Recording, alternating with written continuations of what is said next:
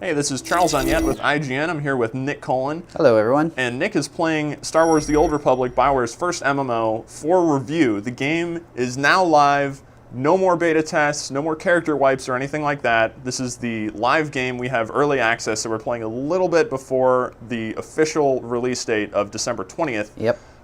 But we have been leveling up characters. We're all over level 10 at this point. This is what you're looking at right now. This is Dromund Kaas. This is the main Empire city that you visit after the initial 1 to 10 starting area. It's pretty much one of, so far, two main hubs. There's this, and then there's a space hub, which you can use to get around, and it also contains many of the same functions as the main city here.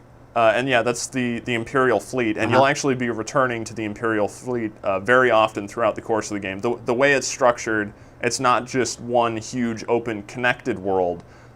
You actually go to different zones for every level range. Yeah, it's divided pretty much into planets. So Hoth is its own planet, Tatooine is its own planet, and those all function as basically one giant zone. Yeah, which of course makes sense for the universe, but if you were hoping you could just run across the entire world in Star Wars: The Old Republic, you don't do that. You actually get a spaceship at the end of the Dromund Kaas main storyline. That's right. Also, this game has a main storyline. That's a big deal. So there's actually a reason for you to do pretty much everything in the game, at least as far as the main storyline is concerned. Yeah, and that for me, from what I've played in beta, what I've played so far in the live game, that's really what sets apart the Old Republic from other MMOs, is the fact that you always have a motivation. The game gives you a motivation to do things, and the quests, and the main story quests, even the side quests, the random tasks, are all presented with fully voiced cutscenes, so it just gives a lot better motivation to go and kill 10 jungle yaks or whatever. There are no for the record jungle yaks all over the place. There are no jungle yaks in the game, at least that I've found so far. There may be some later.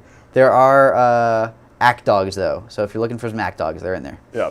But so yeah, Nick's just showing off Dromund Kaas, but can also show off the quick travel mechanic real fast. So basically, oops, I totally pressed the wrong button.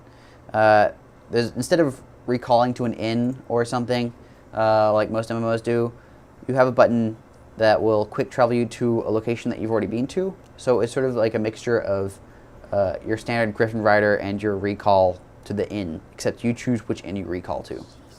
Yeah, and that recall ability has a 30-minute cooldown, although you can still travel between points on a speeder bike. That's right. There's one right here. If I wanted to take it, which I don't. Boo. Go away, speeder. But so this is a launch MMO. A lot of people get nervous around launch time for MMOs just because with so many people coming into the game, things can get dicey, the performance can be crappy. I know everyone who played Final Fantasy XIV was not super excited about that game at launch for good reason, because it launched in a really messy state. Nick, how would you say this compares to that and compares to other MMOs, big budget MMOs in particular, that you've seen at launch period? So far, it's been surprisingly stable. In about probably 10 or so hours I've been playing, I've encountered about 3 seconds of lag, and that was actually in this area. I saw someone jump super far ahead, and my character froze up a little bit. But other than that, I haven't seen the service crash at all, and I've been on during some of the peak times, so it's been surprisingly good. There haven't been very many, all that many bugs. There have been a couple weird ones during cinematics. My character would flip around a little bit, or and I also saw like a robot walk through a wall at one point.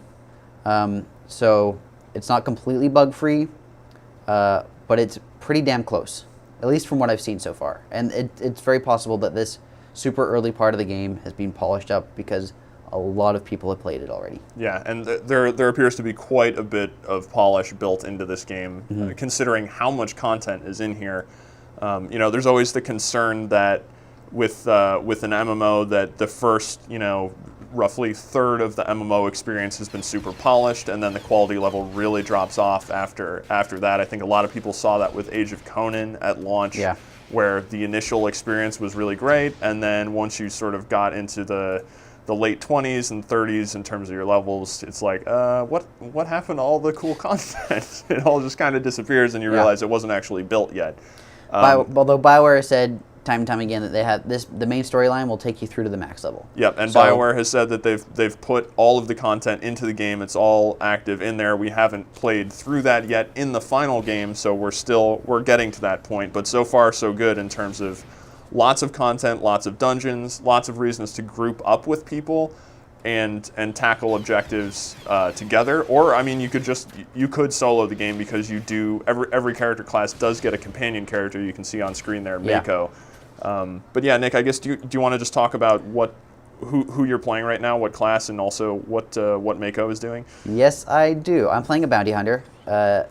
He's kind of chubby. I made him specifically with a scar. That's a great pose there. Thank you. I'm just gonna let my companion beat on this dude while I'm showing off. All right. You'll see that I have a scar over my eye and a big cybernetic eye patch. Those are two separate parts of the character builder. There's like your scars tab, and then there's your, I guess for the bounty hunter, it was like beard and facial hair and bits of machine. Makes sense. Yeah, so I was actually able to sort of create, in a sense, a backstory for my character where he loses his eye and then has a machine replace it. That's an imaginary backstory. Yeah. Yep. So that's not at all involved in the game. That's just something I did. The bounty hunter is a heavy armor class, primarily ranged, although there are a couple melee attacks. And at some point it can split into like a tank or a healer. Yeah, so with just damage as well. Just to reset that a little bit, there are 4 classes on each side. They're basically mirrors of each other. So on Empire and Republic side, you have 4 classes, but they're basically the same thing. The visual effects look different, but their abilities are essentially very, very similar, if not identical. And then at level 10, you basically get the option to specialize. You get your advanced class choice. That can have it actually has a huge effect on how your character plays. That's right, yeah. And you also unlock different, Nick, I don't know if you can bring up the tree real quick. Yeah, there you go. So you've got your 3 paths. I believe one of those is shared and the other 2 are unique to your advanced class. Yeah, so for the bounty hunter, the pyrotech tree is shared, and that focuses on sort of damage over time and fire. It's basically sort of your standard damage tree. And then advanced prototype, at least for the bounty hunter, seems to be more inclined towards PvP. And then shield tech is your tanky tree, which is what I'm doing right now. I've taken mostly the damage abilities at this point, though, because I found those would be more useful for me at this early point of the game. Yeah, and as another example, I've been playing a Sith Inquisitor, which is basically the wizard. Yeah. The Sith wizard class. Big caster dude. But depending on how you spec out the Inquisitor beyond level 10, you can go Sorcerer at level 10, which concentrates on either lightning attacks, so deal a lot of damage, or... Yeah, nice try with the jumping there. You didn't quite make it. Not going to happen. No. There was actually a rock I passed that I could have jumped over a cliff and died, but I decided against it. Yeah. You may have also noticed I ran past a Datacron, which was a big yellow glowing cube, which will give you permanent stats. It's a little bonus for people who want to explore. And there's a custom really sound effect to that, too. So if you're exploring and you hear a kind of jingly sound... that's probably not a very good word. Sorry. Okay. But there's a distinct sound for Datacrons, and it's absolutely worth going to find them because they give you perma stat boosts. So. And they also glow, and you can see them quite a ways away, which is exactly why I knew that was over there. I actually found that yesterday. I just was actually wandering around in this area here, and I was like, oh, there's all these lizards here, and the path sort of drops off. I bet there's a Datacron around here, and I was right. Well done. To return to my Inquisitor. So there's the lightning path that you can go if you pick a sorcerer advanced class, or there's a healing path. So within the sorcerer advanced class, there are still very distinct ways to play. Yeah. Or you can pick the other advanced class, which basically gives you stealth abilities, and you can use a double-bladed lightsaber. And I haven't even tried that yet, but it's a totally different style of play. So even though there are only the 4 base classes, your advanced class has a huge impact on your play style. Yeah, I mean, if you're pretty familiar with MMOs, it's probably a smarter idea to choose your advanced class when you're first creating a character rather than choose your base class, because really that's what you're going to be playing as. You're not going to be playing as a bounty hunter, you're going to be playing as a power tech bounty hunter or a mercenary bounty hunter. Yeah, and even on sorcerer, even on the like your guild screen or your player select screen, it basically just lists the advanced class you've selected. That is essentially your class. Yeah, and the advanced classes are different enough that it really is an important choice. And if making the wrong choice at that stage of the game is probably going to result in you not having as good a time as possible.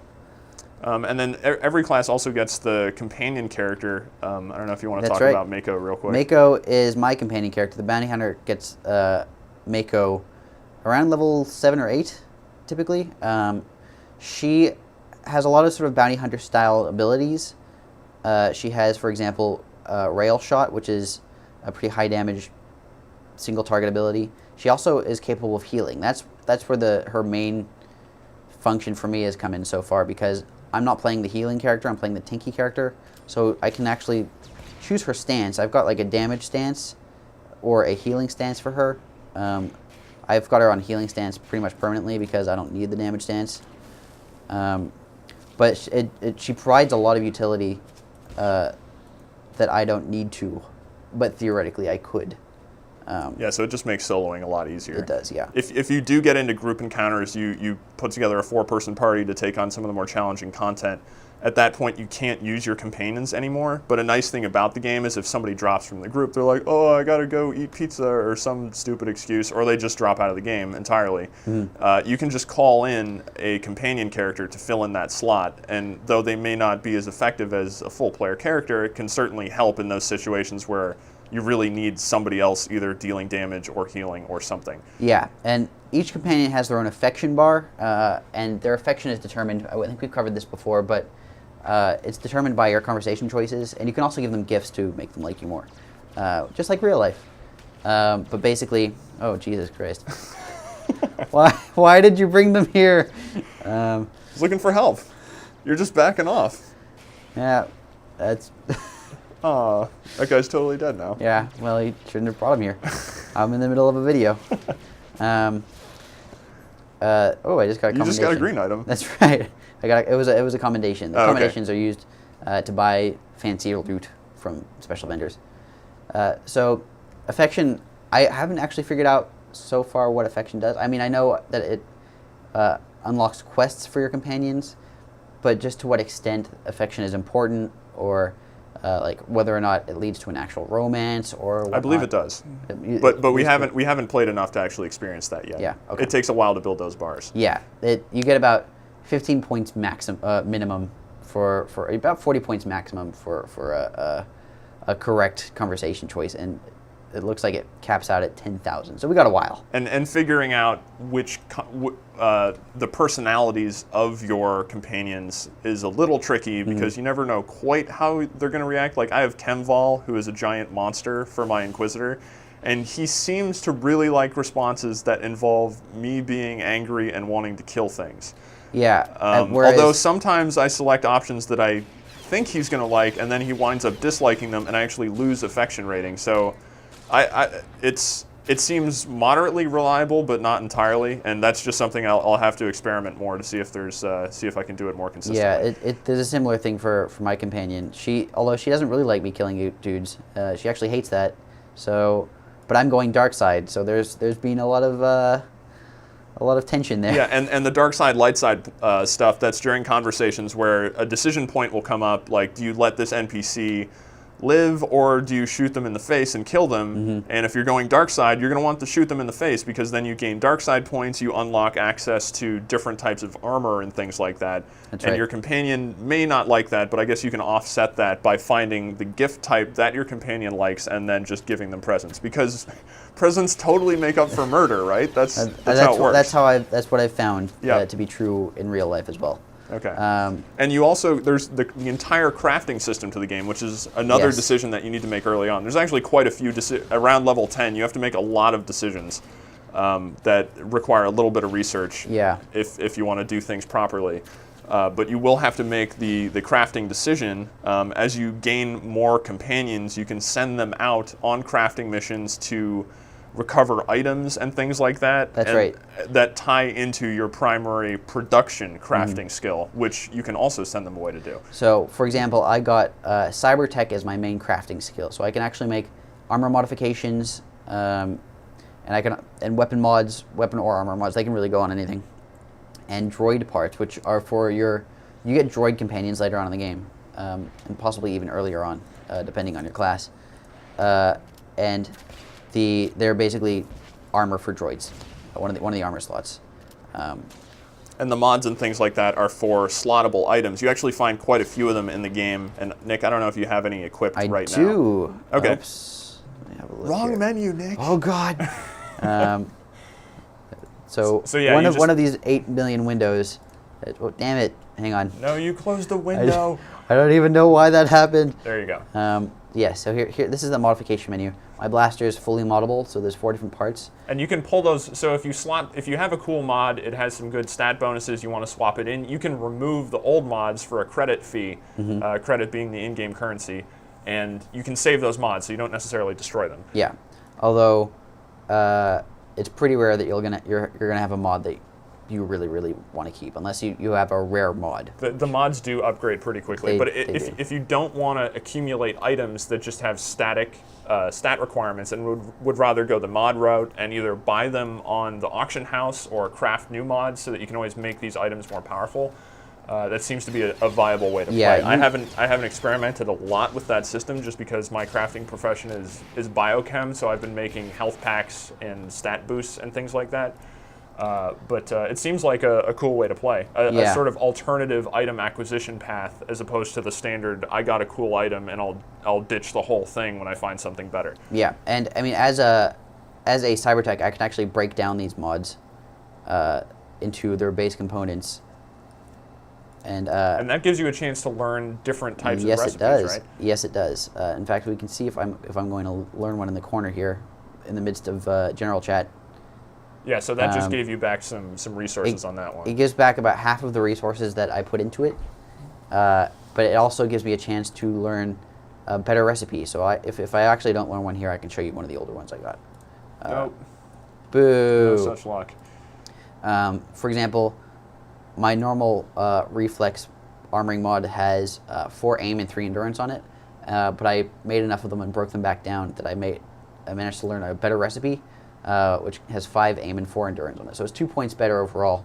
But you'll notice in the requirements, you need a better item to actually produce that, and that's something that you would need to use. I'm assuming one of the mission crafting skills. Yeah, you need underworld trading to get that, and unfortunately, I don't have that ability because I went with slicing as my other. Why would you do that? Because you can get some very cool stuff from slicing. For example, no, that's true. Yeah. I have mission discovery treasure hunting, which is for mission professions. You can actually learn secret missions through slicing, and now I can sell this to someone who has treasure hunting for an exorbitant amount of money, and then I can buy as many bars as I need. And you can buy crafting materials on the auction house. So if you don't have them, you can do it that way. Yep. So what do you think of the game overall so far? I mean, we've talked about details, but what are your general impressions so far? What does it do really well? What does it not do well? It does a lot of things really well. I really like that the voice acting is spot on. As with all BioWare games, the voice acting is really solid. It's not hokey. I haven't found any hokiness so far, which is pretty rare in video games even today. The story elements are very cool. Writing in the game. There's so much writing. For every single, and there's double the voice acting that there is writing because they have to do it for each gender. So every time you answer a question, they had to write 4 different answers for each character class, and then they also had to record each of those twice, one for a guy and one for a girl. So it's pretty insane just how much voice acting and writing there is in this game. What I haven't really liked so far is the character creator seems pretty limited in that, and I can understand that the reasoning behind some of these restrictions, but I also don't understand some of them.